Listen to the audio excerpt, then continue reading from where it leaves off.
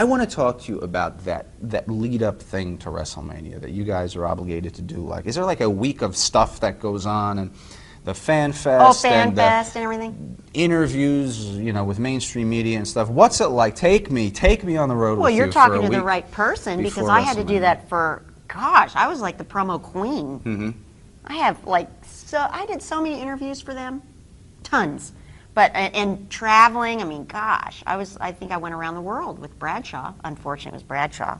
But, you know, it was kind of cool. Not fun? But I did a lot of promotional work. Yeah, I always told Bradshaw that I think that, I said, you know, it's just that you love me so much, and that's why you're so hard on me. Because you just don't know how to express it, your love for me. That's what this is, you know. Because he's a major bully guy, you know, into the bully scene. So it's just because he's like a little baby in there that he has to be so tough on the outside. Stupid. What a waste of time. Anyway, yeah, we got to do a lot of stuff, but it, you know, it never fazed me because that's what I always did. I was the talker. If you Is that haven't extra noticed. money? No, of course not. Now, once in a while, we had promos that were separate from what was expected of us. And no, I know what it was. It wasn't that you got paid for a promo. It was that they put you up in the nice hotel. That's it? That's what it was. It was like being rich for a night. Pretty easy, huh? We're easy. Access? You don't get more money to sit there at Fan Access and do all that stuff? No. Huh. Wow. Crazy? Would you pay people extra money? Or just have them do it for free? Schmuck, I guess. How about an interview? How about a lot to learn? No compensation And for I even clothing. thought, I was really excited to finally be on the card with China, because I was really thinking, because the guys always talked about big bucks for WrestleMania. Big, big bucks. Well, let's so talk about that I was really match. expecting a big old fat check, and I didn't get one. Well, I doubt that. I think I got girl money. It was a lot fatter than your normal check. It wasn't much fatter than, like, I swear, Really? a regular old pay-per-view that I probably didn't do much on.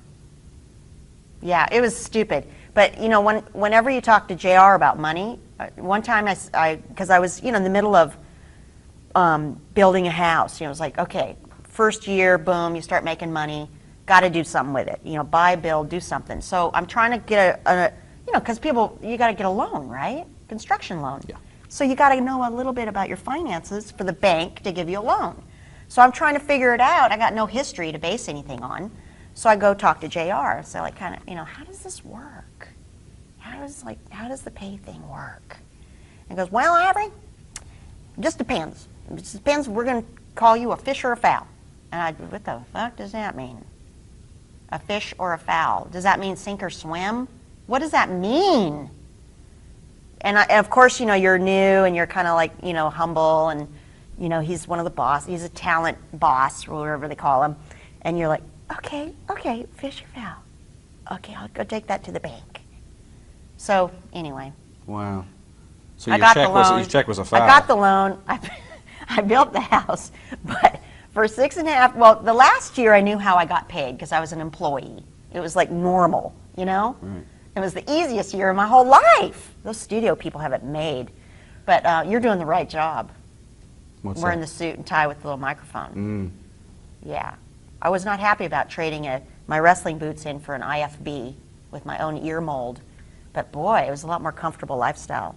Expense report and the whole bit. Oh God, it was so easy. Miserably easy. But anyway, as wrestlers though, we just never, I don't think anybody really knew how they got paid.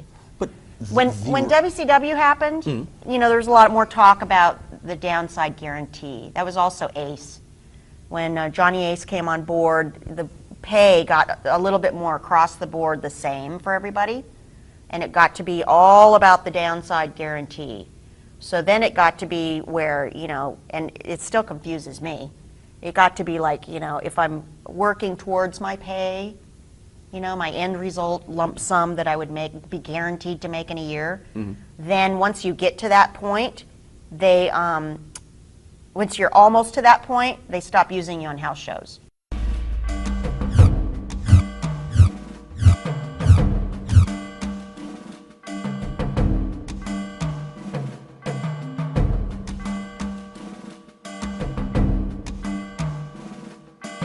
Was it only 2 minutes and 39 seconds? 2:39. God. Well, when you break your pay down by the minute, you probably did all right. Was Jony cooperative? I mean, how is she to work? Big event. You're probably self-conscious. You know, you're like, God, no, this is a big one. No, it was really good. This it was easy. One. Yeah. It wasn't. I wasn't nervous at all. Good. It was a good lead up. So you know, you had the people behind you. They knew what was going on, and it was like D-Day for Ivory. You know, so I just had to get my ass handed to me, and in a really entertaining way. Mm-hmm. So it was all just, it was there. You know, so all you have to do is make it entertaining. Who comes to you and tells you you're going to drop the strap? I don't remember. It didn't matter to me. Did you care? No, not at all. But I didn't really like the way I got covered in the end. It was, and working with her prior to that was like when we first started laying hands on each other, she was like, okay, Ivory, you know how to pull hair, right? I was like, oh my God. You know, and you know, it's like I'm just not snotty. I'm snotty to you. Yeah, that's okay. Okay, and I'm snotty behind people's backs. but when you're going to work with this person, so it's like it's really not my place to go. No fuck, silly dumb shit. Do you know how to sell? I mean, I wish I could be like that, but I'm not. You know, I just don't have that much gumption, I guess.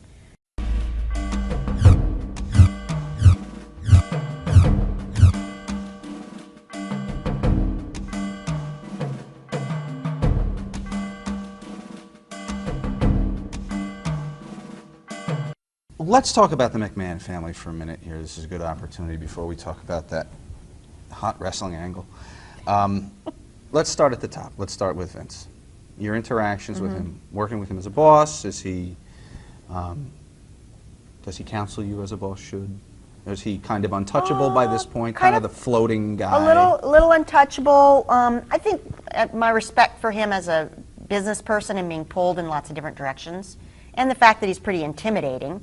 You know, there's this really nice thing about him, and because he's got super charisma.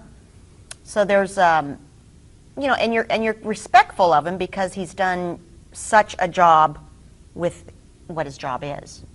Anybody that sticks with something for that long in this kind of a racket, I mean, it's a, you know, the wrestling world is a racket, but he's survived it. So you look at the guy as a warrior, you know. So he's totally out of my league. I mean, I'm not going to try to work the guy. I'm not going to try to butt kiss him. And it's probably what I could have done better in my entire career there is butt kiss a lot better. But I did even tell him that, you know, I had one meeting where I came in and whined a bit about not being used and just kind of, you know, God, why am I sitting around? So he said, oh, write up storylines and this and that. No. I said, well, you know, if I don't, you know, I can write storylines, but I'm just not gonna. I'm not gonna butt kiss to get them pushed. I just don't want to do it. And also, I already felt too like if I'm getting paid to take bumps and handle all this travel and show up all these promos that you don't get paid for, why can't the writers write storylines? How present is Linda? Linda was. I really liked working with Linda, and I got to work with Linda a lot because of promotions. We did the, you know, RNC together. We did the DNC together. We did Smackdown Your Vote campaigns. We did, God, she was really awesome. How about Shane? How about the kids? Are they Shane? seniors? I liked a lot, yeah. And all of them are wacky. I mean, I think Linda's the most straight up one. Man, I would have loved to be in an angle with Vince because I would have loved to rock and roll, you know, on something with him, because he's kind of stone coldish in a way where he's ad-libby, and you know that, you know, he's like a master. He's one of the neat things about that he used to always say about Stephanie's performances, because everyone, oh, Stephanie, you're so great up there. Oh, when she was young and flatter-chested and cute and beautiful, and you know, she was so perfect in the beginning, and I always thought to myself, what would it be like to be Stephanie McMahon and be able to go out there and know that nobody can fire you. Mm. You can do whatever you want. And I thought, that's something to take into my performance of like, you're not Stephanie McMahon, and you can be fired, and you can never get a chance again to be out on stage. But what if you just take that on and take that in, and that's letting loose. But imagine the freedom to be Vince McMahon on Vince McMahon's show. Well, now... And then to be in an angle, I would have barked like a dog for him.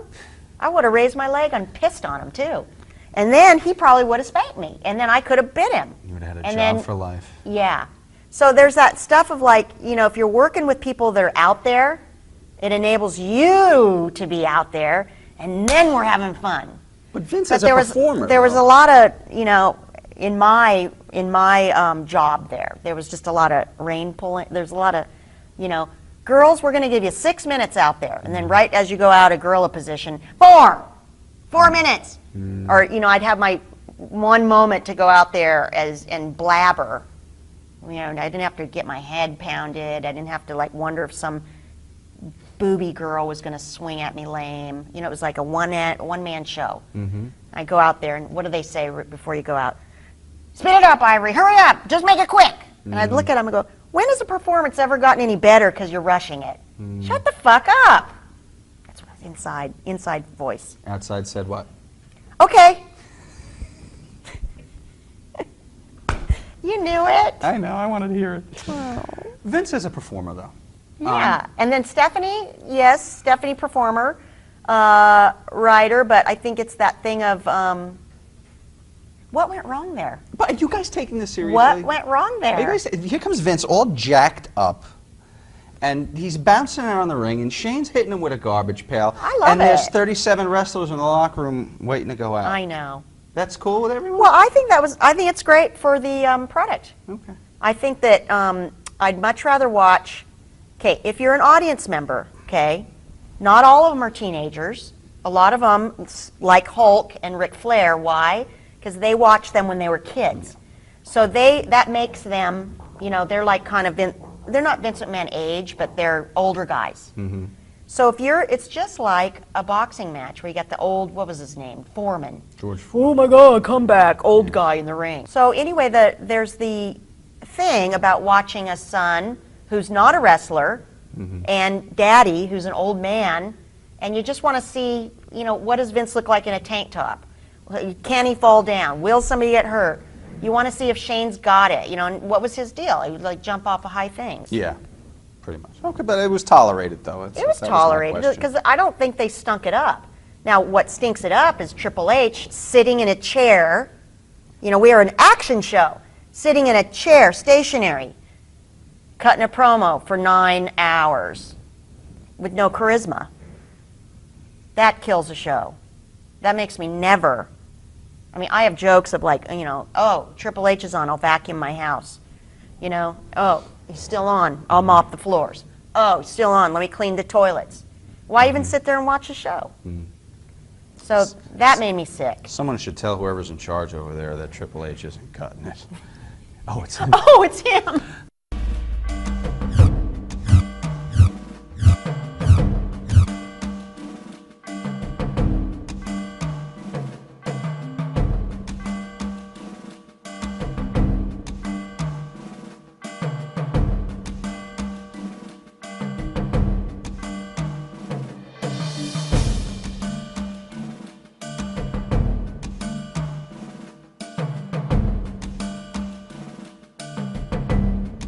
Taker, the locker room leader, the locker room judge, usually, right? Talk about him. Talk about his ascension to locker room god status. I think he's a, you know, I'm not in the guys' locker room, you know, so I don't know how he ascended, but I think that he's a real steady player. He's, you know, steady in that he's level-headed enough. He's fun enough. He's political enough. You know, he's a good guy. I had the pleasure of getting closer with him and his ex-wife, Sarah, when me and Molly Holly went out to his house to get her in the ring and teach her some stuff and get her ready to make an appearance, you know? And it was really fun. It was just really homey and fun, and they had big old Mastiff dogs, and, you know, it was just a really cool thing. So I liked Sarah a lot, and Undertaker liked my cat, Frankie, who I used to travel with a lot, and Sarah and Undertaker babysat Frankie in their hotel room during WrestleMania when we were in Los Angeles, in Hollywood.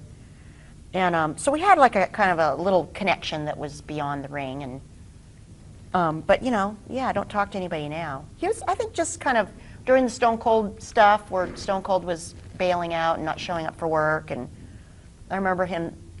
You know, I was, you run around the arena all hot-headed and having your opinions based on nothing but gossip.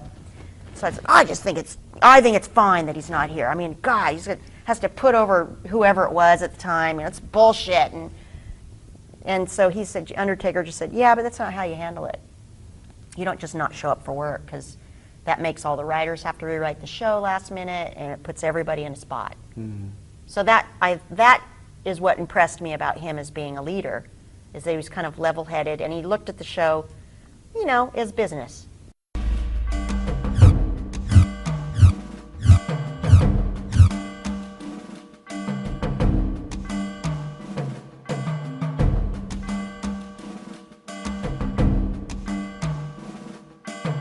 This is an Austin heel turn now. He's, you know, the biggest star at the time, and he's the resurgence of the company and all this stuff. Now we're going to turn Austin heel. Good decision. I don't know. Why not? Okay. Yeah. I mean, can you turn someone that the fans genuinely love heel? Absolutely. If the heel, Stone Cold could. But if the heel in them is what the fans love so much, he wasn't your typical baby face. No, he wasn't. But I don't think that I don't think it's as simple in the show to say there's good guys, bad guys. Right. And you said it right there, is that he wasn't a typical baby face. Mm-hmm. It was the bad guy in him that people loved. Right. The rough edges. So I think that it gets to be kind of this, the entertainment. Is the entertainment there? Is there polishedness to the package? Mm-hmm. And I don't think you can miss with Stone Cold and Rock in the Ring, no matter who's baby face or what happens. Take me to the WrestleMania after party. What is it? Is there one? You guys get together afterwards for a big shindig or no? I think it's mostly for families and friends. You know, it's like a wedding reception. Nothing wild. No, it's only kind of halfway decent if you drink enough. You know what I mean? I think, it's like getting off of a wild bull, and then saying, oh, let's go dress up and have a party afterwards. It doesn't really compare. So it's kind of getting the show going, Another analogy